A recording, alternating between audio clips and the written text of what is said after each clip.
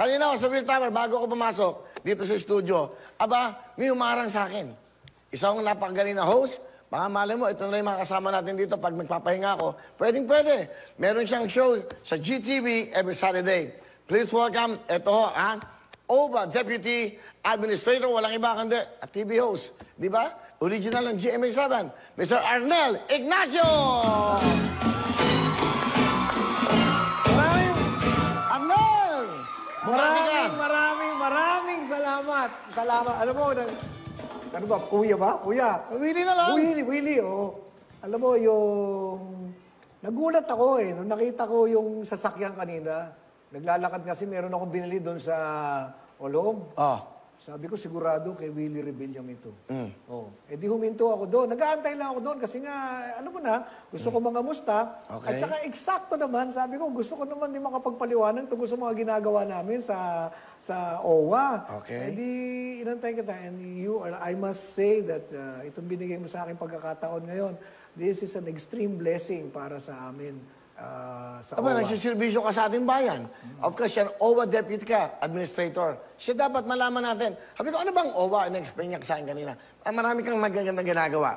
At the same time, dapat malaman niya. Pero bagong lahat, Nel, ikaw nga, magaling ka mag-host.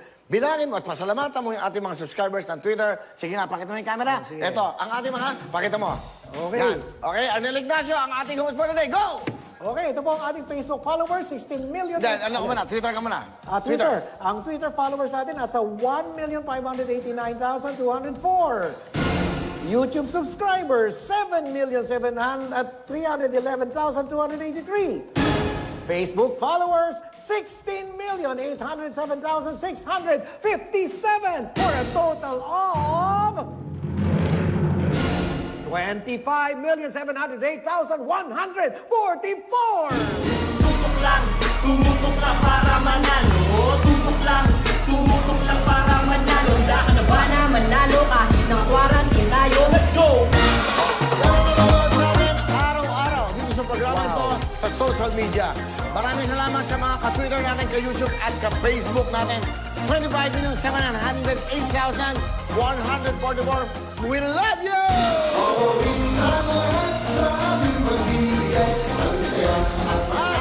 Meron pa yung nanonood na ating GMA Pinoy TV at siyempre sa buong Pilipinas na merong telebisyon na live tayo. At live na live tayo, ito lang ang live sa kayo, araw na ito, ang oras na ito. O diba? Arnel, welcome. Welcome sa programang ito. At siyempre, alam mo, naalala ko, di ba nag-ano ka dito? Dati kang may game dito, Go Bingo ba yun? Go Bingo. K the 1 million peso video okay challenge. Katok mga misis. Ano ba naging mga shows ko sa Ano ba yung katok mga misis? Kami ni Ali Soto, yung pre-programming ng Itbulaga. Ano kasi nagsimula yan kay ano eh. Kay Giovanni Calvo. Katok mga misis, di ba? Lakas-lakas ng impact nun. And then, kayo pumalit. Kami pumalit. Okay. Hindi, maganda para malaman natin mga naging programa mo dito. Nag-Go Bingo ka pa. And Go Bingo. And then, nakakalimutan pa ba yung mga ginawa kong palabas? Mga programa Game mo and dito. Go. Meron pa. Meron pang Sa more games din. Oo. Kasi talagang puro ang forte ko mag-host eh. Oo nga, alam ko naman, of course. Eh, nakasama ko si Arnel, mga simula pa lang kami, sila ay. Mga buhay namin na isang kaig, isang tuka. Di ba? Ano? Yung Birds of, ano yung Birds of the Same Feather? Birdland. Birdland? Oh, yung drummer ako doon, di ba? Oo. At so si Arnel, ang galing kumanta nito at ang galing magpiano nito. Di ba? Thank you, thank you.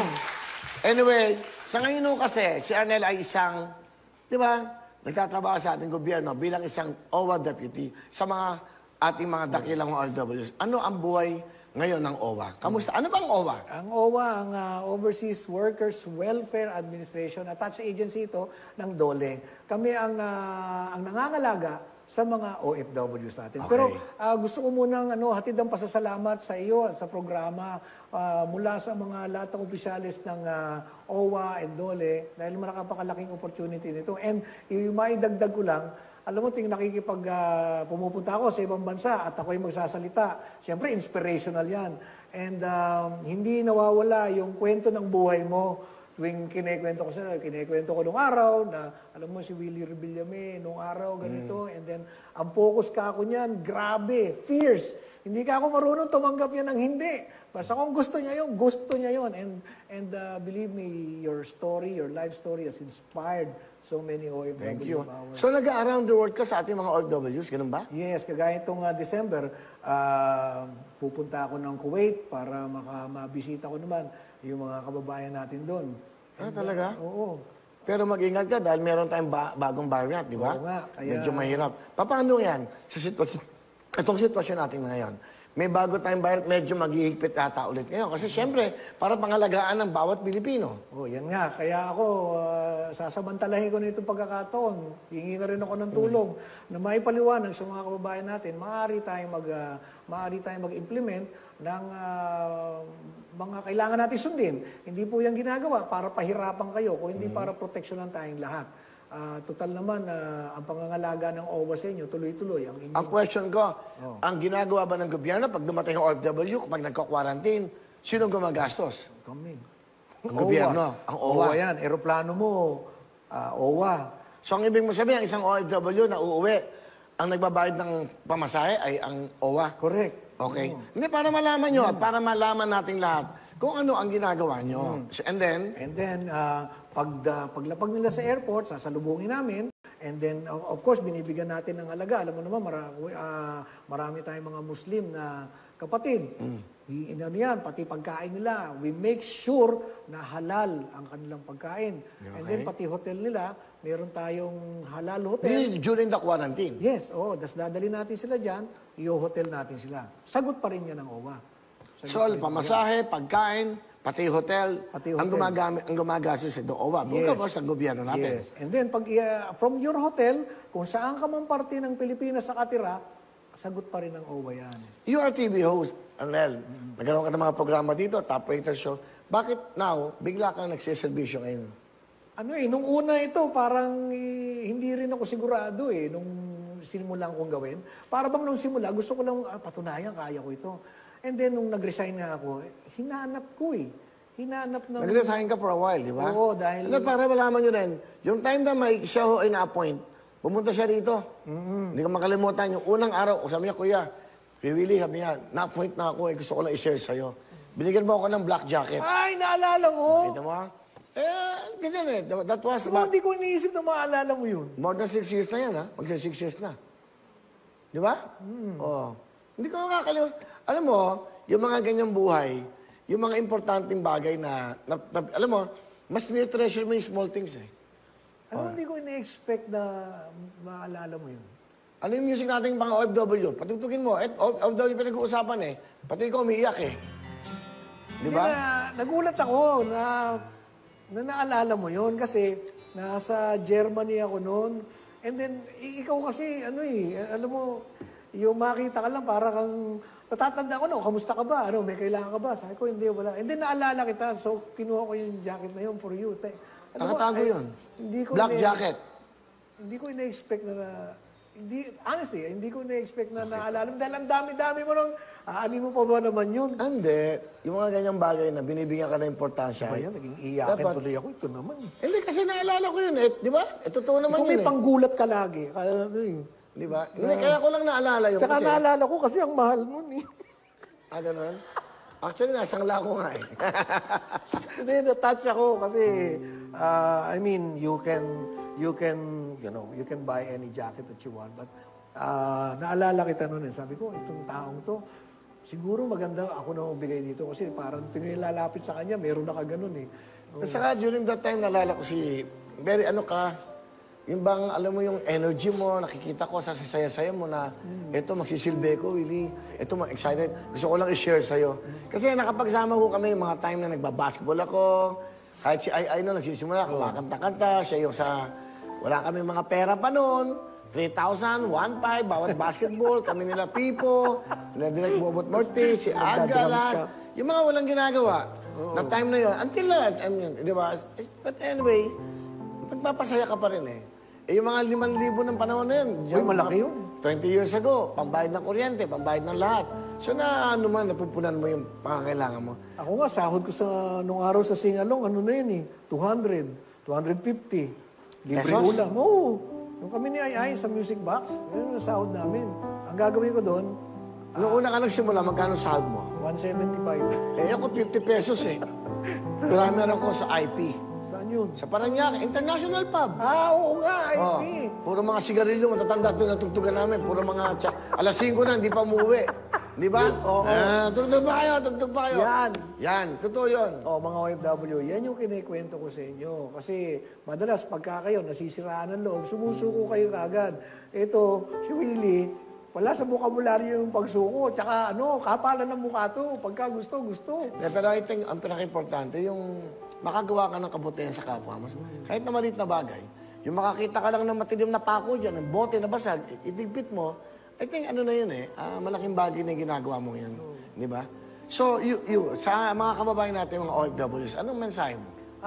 Sa ating mga OFW, unang-una, taga-OWA ko, wala po ni isang tao dyan na nakilala ko na hindi ka gugustuhin tulungan. Yan, iba-iba yung tao Mayroon kanya-kanyang lengguwahe. Kuminsan, akala nyo lang tumatagal, pero ni isa dyan, lalong-lalo na si Admin Hans Kakdak, na hindi natutulog, si Secretary Bello.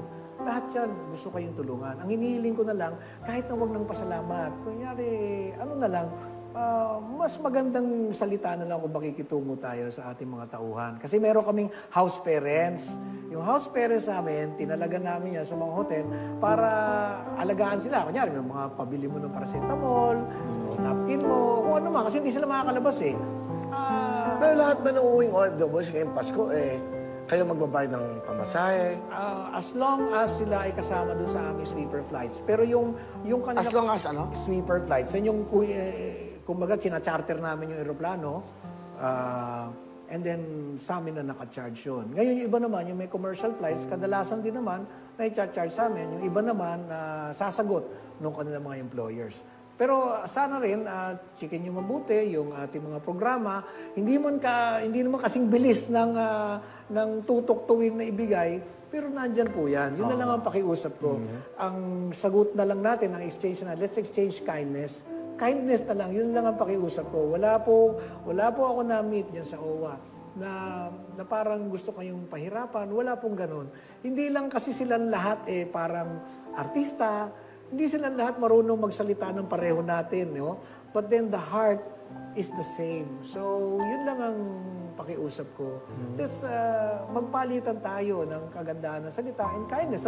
Mayat-maya na lang, excited tayo makipagbangayan Di ba? Sa FB. Pero yung salitang maganda, Pero napakahirap ng role nyo. Siyempre, may mga OFWs tayong pinagdadaanan. Sinasalo nyo yung mga problema na yun. Okay naman yun. Diba? Kaya, napakaganda ng ginagawa. And also, si Arnelo, may programa dito sa GTV. Oo nga pala. Imbitahin mo sila. Oo nga pala. Every Saturday, ang Oh My Job. Kasama ko si Bea Benene at saka si Tuesday New. Yan naman programa para sa mga manggagawang Pilipino. And of course, our OFWs. Ang galing. Bakit kayo dito? Kompleto dito. Nahagip mo lang ako namimili doon sa Oh My Job. Yan Every Saturday, 1 p.m. to 1 hour show po yan. So yung mga, ano ba yan? Yung mga naghahanap ng trabaho? Tsaka yung mga programa ng DOLE, programa ng OWA, na kailangan kasi paliwanag ka ng paliwanag Tsaka kung minsan naiinip sila, kailangan sasabihin ko rin na kumbaga kasabihan niya sa Middle East, sway lang, mapimuski lang, no problem. So may mga proyekto bang OWA ngayon this Christmas sa ating mga OFWs? Yung sa DOLE, yung DOLE AKAP, yun yung 10,000 pesos, bibigay natin sa ating mga OFWs. Ilan yung binibigyan? Basta yan, tuloy-tuloy yan. Ngayon, ito lang, kuya, yung pakiusap ko lang, siyempre, ang downloading ng pera niyan, hindi naman ganun kabilis. Basta kayo nakarehistro na dyan, nailagay niyan, darating yan. So, ang explain ni Arnel, huwag niyo madaliin. Ganun talaga yan. Meron nung panahon dyan. Kasi, nagbabayad ka sa mga sa mga money ang tawag doon, remittances.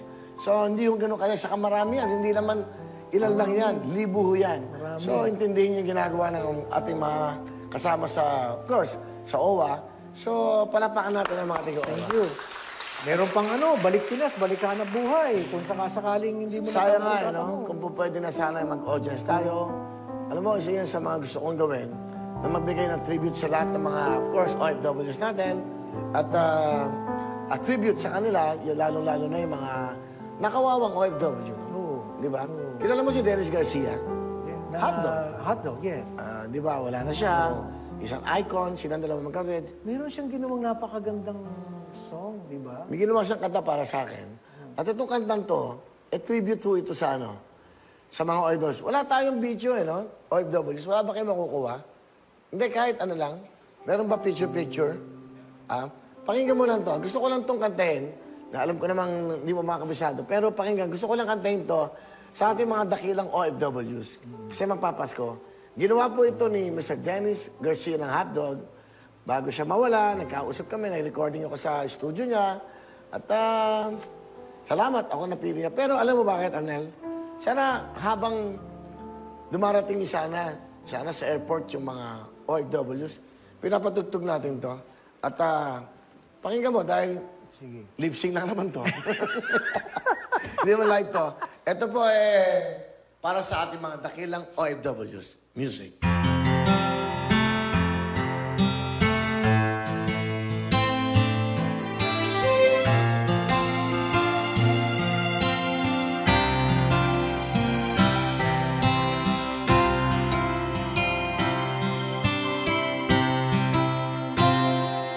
Mamimiss ko ang mga mahal sa buhay.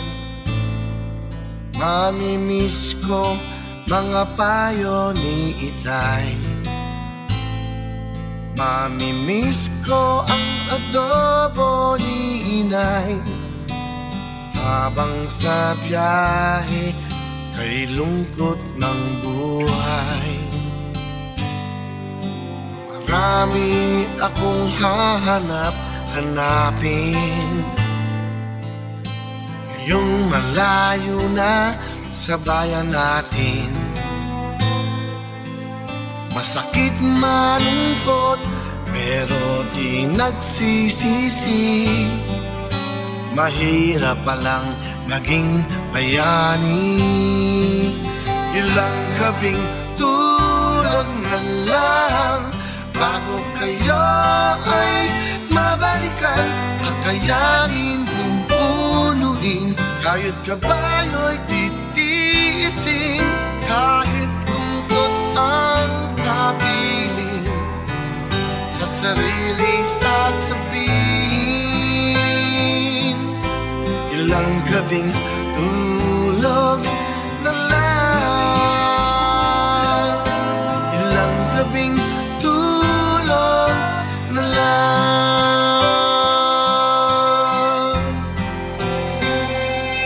Aminis na gusto ang Noche Buena. Salo-salo ng buong pamilya.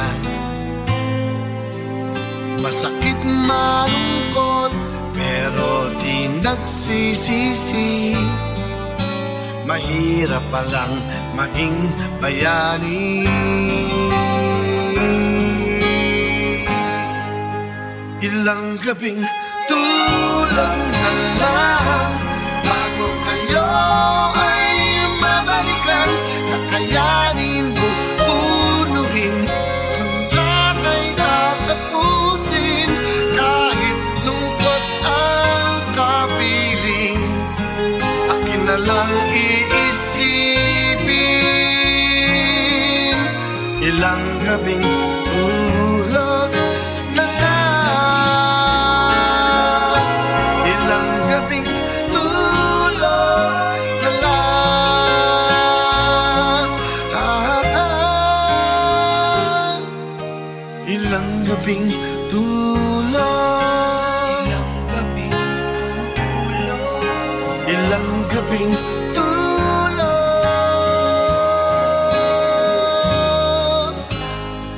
na lang.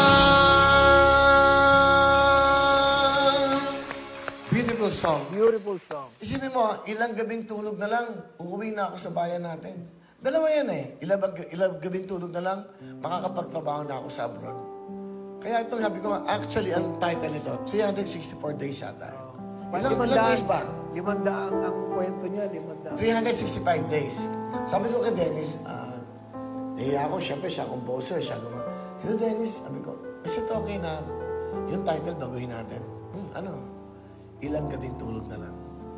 Parang di ba, anong oras na? Kumbaga sa basketball, last 2 minutes. Oo. Eto, ilang gabing tulog na lang, makakapiling ko na yung mga anak ko. makakapiling ko na yung asawa ko, makakapiling ko na yung mga mahal ko. Di ba, mag-iinuman na naman kami, nag-uuwi na ako ng mga regalo sa anak ko. Sabi ko nga kay Rod, yung writer EP ko, kumuha kayo ng mga shots sa airport. Tapos gusto ko itong gumawa ng video para sa... Tapos pinapakita dapat, yan lang ang kulang sa ating ano eh. Dapat meron kayong feel ng entertainment eh. Sa OWA. Naku, sa salamat. mga, diba? Hindi, dapat sa totoo lang. Kung ako, kinuha yung ano, yung baga, dapat may entertainment. Alam nyo ba ang nagbibigay lang na kasiyahan sa lahat ng mga nagtatrabahong OFW sa mundo? Entertainment. Thank you. Yung napapasaya mo ng tao. Yung kinakantahan mo, nakikita yung mga paborito nilang artista. Teleserye, variety show, nanonood ng Itbulaga, nanonood ng Wawawin, nanonood ng mga programa sa GMA, kahit anong channel. And that is entertainment.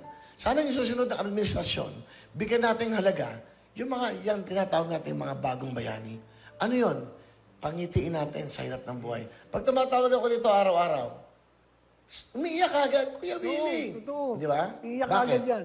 Kasi, anong araw na dinapadala ko sa ibang bansa, kakanta ko, magwawala-wala ako doon, natatouch lang ako. Pero hindi ko alam mo pala, yung kagaya niyan, kinanta mo yan, at nakita nila, nadudugtungan mo yung kanyang lakas at enerhiya na magtrabaho, mga 3 buwan yan, energetic yan. Kinantaan tayo ni Willie, ni Kuya Willie. Yun yung sa mga entertainers, dito ko lang na-realize yung binabanggit mong power of joy that most entertainers bring. And you extend the energy and the life of our OFWs tremendously. Tuwing nakikita mo, napapatawa mo yan, naku, hindi nyo lang alam. Alam mo, during our taping, mga 2 years ago, bago mag-COVID, maraming napupunta dito ng OFWs. Alam bakit? Nangingi lang ng pamasahe. Nangingi lang. Pinapakita yung kontrata saan. Makapagbigay lang ako ng 5,000 sa bawat isa sa 10,000. Maiwan lang sa kanila mga anak. Sana yon nakikita ng ano yon. But anyway, ganun talaga eh. Siguro sa susunod na administrasyon, tingnan nyo yun. Pag-aralan nyo, ano mabibigay nating pasasalamat sa mga yan. Ilang bilyong dolyar ang pinapasok niya sa bansa. Napakalaki. Di ba? Napakalaki. Di ba kaya para ako, sa akin, saludo ako, una sa lahat, well, sa iyo, Arnel. Thank you. Gumagawa ka ng kabutihan sa ating mga kababayan, lalo-lalo sa ating mga bagong bayani sa OFWs. Nandito ang programang ito. Kung po pwede na nga lang kayo, kahit sa Araneta, mag-produce ako ng show, tribute sa mga OFWs, di ba? O sabi ko si Ma'am Cynthia Villar, si Mark Villar, na magbigay tayo ng 5 bahay. Ginawa namin yan sa mga Marawi eh. Namigay kami ng bahay, yung mga sundalo. Kung makapansin nyo sa Amerika, manood kayo ng YouTube, Facebook. Panoodin nyo si Mariah Carey, Elvis Presley, Tom Jones, kung sino-sino. Dinadala sa fleet yun, sa barko. Diba sa gera? Pinag-entertain yung mga sundalo. Dahil sa hirap ng buhay nila. So dapat gawin din natin yan. Which is, I think, ginagawa naman yan. But anyway, Arnel, again, maraming salamat sa panahon mo. Meron ka ba bang gusto sabihin sa iyong mga kababayan, OFWs? Maraming salamat. Napakalaking tulong itong pagkakataon na binigay mo sa amin. In behalf of the Overseas Workers Welfare Administration, gusto kong ihatid yung pasasalamat namin sa iyo through Admin Hans Kakdak and Secretary Belio. At para sa ating mga OFWs, let us all share kindness. Meron po kayo nararamdaman na kayo po ay parang hindi nabibigyan ng pansin, wala pong nananadya niyan. Lagi po ang OWA nandito. Hindi po kami perfect. Kung humingi po akong paumanin, na hindi kami perfect. But the perfection ay nasa puso po ng mga nasa OWA. Na yan po ay buong-buo na binibigay sa inyo.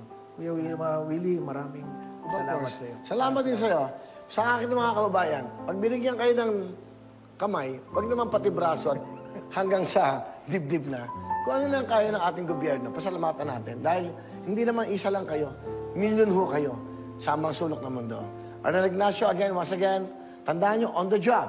Every Saturday, 1 o'clock. To 2 p.m. Thank you very much. Arnel Ignacio. Thank you. Diba? Thank you. Diyan lang ho kayo. Sa ating mga dakilang OFWs, kayo mag-alala. Nandito lang naman kami. We will be back. Arnel Ignacio, thank you so much. Ilang gabing tulog na lang bago kayo ay mabalikan, kakayanin